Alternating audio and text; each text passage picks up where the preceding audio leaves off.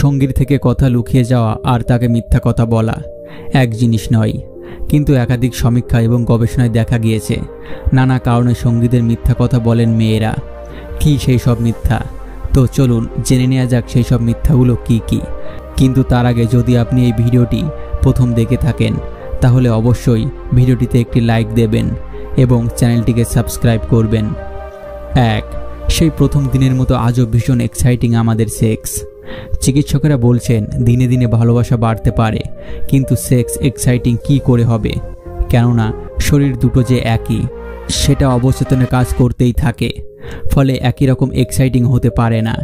আর প্রথম দিনের মতো তো মোটেও নয়। 2. এত বেশি সেক্স ভালো লাগে না। বেশি কোথায়?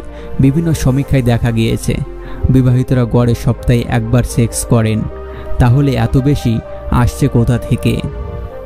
3.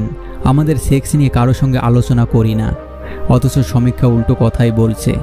বহু মহিলাই তাদের ঘনিষ্ঠ বান্ধবীদের সঙ্গে যৌন জীবন নিয়ে আলোচনা করেন, তা নিয়ে হাসি ঠাট্টাও চলে দেদার। 4. জীবনে কখনো পর্ন দেখিনি আরেকটি নির্যাস মিথ্যা।